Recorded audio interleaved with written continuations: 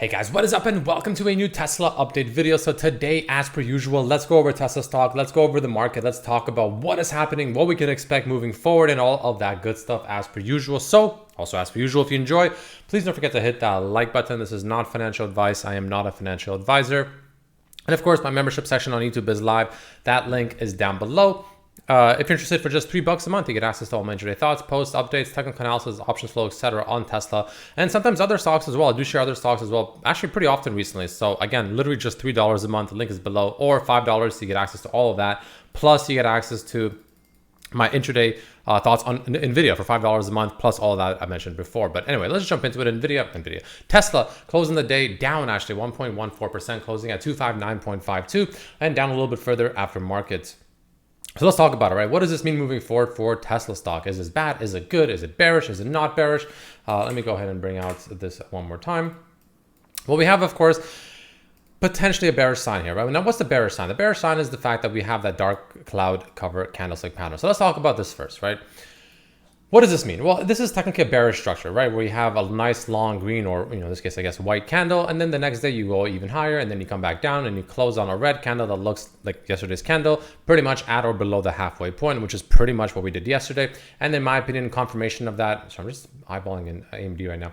I actually ended up selling my full AMD position today, thankfully, and it's down like almost 6%. So I'm kind of interested again. But anyway, so, the point is the fact that today, the fact that we closed below yesterday's close and below 260, I'm not gonna lie, I'm not a fan of that. I'm not a fan of that. Now, is this bad? Is Tesla about to crash and whatnot?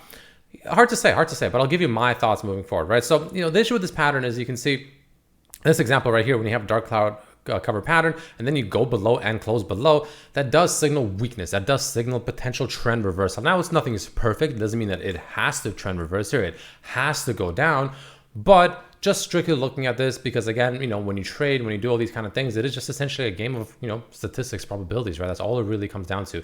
And when I see these kind of things happen, and when I see Tesla closing like this, when I see this, closure below yesterday's close, when I see it below 260, like I mentioned, I really want to see 260 to 263 hold. We couldn't. And in fact, if I go over to, let's say, even the 15-minute chart, after we broke down below, let me move this for now. After we broke down below, actually, I'll keep it. After we broke down below, right, at below the 260 range, which was pretty much right here, right around here. Let's just draw it so you can get a better visual. 260 was pretty much, I shall do this candle or this line instead, was pretty much right around here, right? Somewhere around here. So you can see what happened, right? We broke down below it. We held, roughly around that area, and then we bounced up pretty nicely.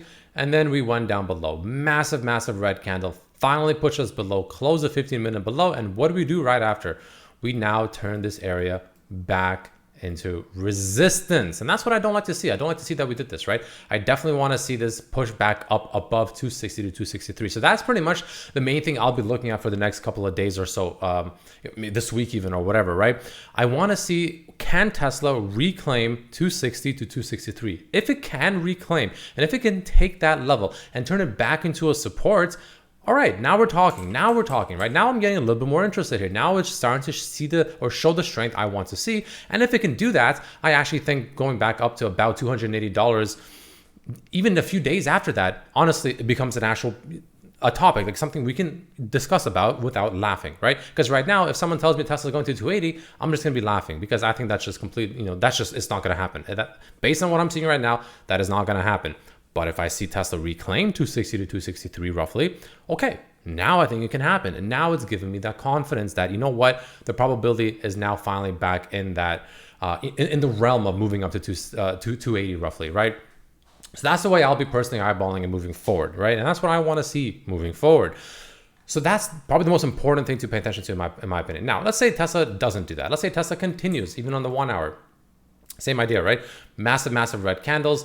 Right. And then, we start off with further red candles today, massive candles ultimately overall. And you can see, again, we're taking that 260 range and we're turning it back into resistance, right?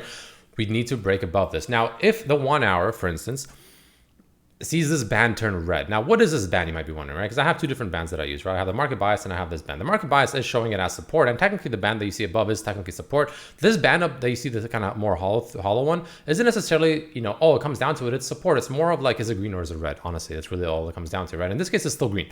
What does this mean though? What is this band? This band is the EMA cloud, right? Where essentially it's pretty much just the 8 EMA and the 21 EMA. The top line of the band is the 8 EMA. The bottom line of the band is the 21 EMA. For instance, if I activate literally the 21 EMA, you can see it follows the bottom line perfectly, right? It's literally just the 21 and the 8 EMA. And all it does is show momentum, right? Because if the 8 EMA crosses below the 21 EMA, that's short-term bearish. If it crosses above, short-term bullish. Pretty simple stuff. And that's what the color indicates. Green equals bullish, red equals bearish. Pretty simple. So that's kind of what I'm seeing. So far, it's actually still green. It's still green. Now, if Tesla, this is the issue. If Tesla takes too long to reclaim 260 to 263, let's say maybe, I don't know, all of tomorrow just cannot do it. And in fact, it even goes down more. That's where this thing will start turning red. And that's where the momentum short term will start turning bearish. Like, let's take a look at what happened, right? For instance, you can look all the way back here and look what happened. We were bullish all this time, right? All this time from down here from 220, bam, crossed the bullish. And it was green pretty much the entire time. Green the entire time, all the way up to about 256. So if you literally just entered on a green band flip on the 1 hour and exited on the red band flip, congratulations, you're up like what, $40 a share? Quite a bit, right? Same idea now. It turned red ever since. And has it ever turned green a single time? No, it's been red the whole time, up until, of course, the earnings beat, which of course is just, massive question mark naturally, right? But the point is the fact that it's been pretty damn accurate. It's been pretty accurate, right? And now once again, it's up all the way here. And, granted, like I said, it is still green, which means that, there is still time for Tesla to reclaim 260 to 263 to get back above that and continue this trend back up and potentially still make its way to 280. But it needs to do it, in my opinion, before the 1 hour band here, you can see, turns red. Pretty simple stuff. And that's what I'll be looking at right now moving forward, honestly, as early as tomorrow. So watch for that, right? Very, very important. Now, like I said, if we reclaim it, if we do make our way back above it, what does Tesla look like moving forward? Honestly, I think going back, if we zoom out to the top of this channel, it's probably the main play, really. It's just that simple. I think that's the main play. We move up probably to upper part of the channel, closer to $280 per share, which I can easily see happen end of this week. Honestly, I can definitely see that happen. But, we need to reclaim that level sooner than later on the 1 hour, ideally. Watch for those bands, right? Obviously, I'll keep my members updated, or I'll let you know, obviously, after the market closes every day. If you want that information ASAP, hey, link is down below. Just $3 a month. But yeah, so that's kind of the way I'm looking at it. Now, okay, let's say Tesla does turn red. Let's say the bands on the 1 hour, let's say they go red. Okay, we weren't able to do it. We weren't able to reclaim it. That level just became too much of a resistance, and we continue lower. In theory, let's just say that's the situation that happens. A very real possibility, right? Well, the way I look at it is, Tesla will, the easiest way to look at it is Tesla on the 1 hour, for instance, will be bearish until until the red turns back to being green. But the main levels to watch out for to the downside will go back to the daily. Pretty simply put, I think 250 can potentially serve at least like as a halt to at least stop the bleeding for temporarily. But ultimately, I would not be surprised if we do ultimately go lower. And my main first target for Tesla to find some potentially powerful support, mid to low 240s. Why the mid to low 240s? Because that's roughly where this band is going to be sitting, right? And that's roughly where that support will be. And that's roughly where the market bias also sits. Both of my bands, right? One is more active and more aggressive, and the market bias is a little bit slower, but more dominant of a support or resistance. And in this case, it's pretty much sitting in the very low 240s to about the mid to high 230s. That's pretty much my main level I'll be looking for if I see, especially if I see 250 lost. But honestly, even if I see this red band or this green band currently turn red on the 1 hour, I am going to go ahead and assume that Tesla is probably making its way at least to the mid to low 240s, ideally to my main target, which again, like I said, is about that mid-ish $230 per share. Now, why mid 230s? We have the bands here, right? We have all these things telling us that that range is pretty important, but what's another reason that can potentially signal the fact that that is the area, assuming that's the path we decide to take? Like I said, watch for the 1 hour bands. Fibonacci. Simply put, Fibonacci, go for that recent swing low, and assuming what we had yesterday, which remember how I said liquidity trap, so far it's playing out like a liquidity trap. If that does hold as the recent high, assuming we do stop there, and assuming we don't break that, and assuming the band turns red, and we do start that downtrend, this is where you want to go from that swing low to that swing high. You want to make its way down, and of course, you're going to, watch for that about 618 Fibonacci retracement level, which is going to be around that 230s range, right? That's where I really would ideally want Tesla to hold, around mid 230s. I wouldn't want to see Tesla go too much lower than that personally. Worst case scenario being about the mid 220s. That'll be like the worst case. I really don't want to see Tesla go much lower than the mid 220s. That's like my last straw, right? That's where, like, if we start losing the 220s again, this would get pretty bearish pretty quickly, and we can actually still go back to the 180s, 170s, etc. You really don't want to see it lose that level. You don't want to see the 220s lost ever again. Ideally the 230s to make it even safer. That's kind of that cushion, if that makes sense. So watch for that, right? That's what you want to be paying attention to moving forward within the next, honestly, days to even a couple of weeks. So watch for that. Of course, we have a massive earnings week coming up. We have earnings today from Google that reported, right? We have AMD tanking post earnings, right? Which can influence other things as well, right? So just, we have a lot of earnings coming out, which can determine how the market decides to move. Maybe the market puts pressure or maybe helps Tesla. Who knows, right? So watch for these things to happen throughout this week. And we have election potential uncertainty coming out right now. It seems like the market is pretty heavily pricing into Trump winning. My issue with that is this, right? If Trump... So the market right now feels like it's pricing in Trump because everything's pumping. The statistics essentially on the betting statistics are showing Trump winning, like I think 60-40 or something like that, maybe 70-30. I don't know. The market seems to be pricing in Trump winning, right?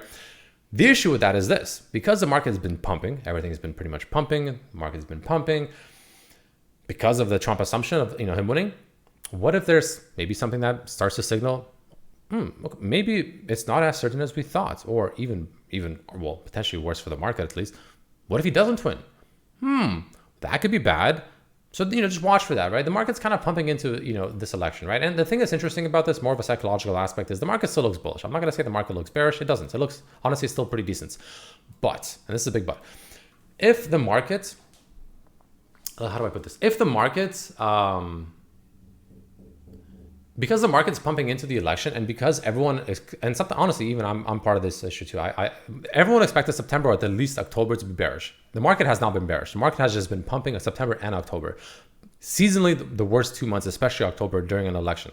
It's been essentially pumping, at the very least going sideways, if not pumping. What if the market ends up being a sell the news event on the election? That's my kind of worry right now.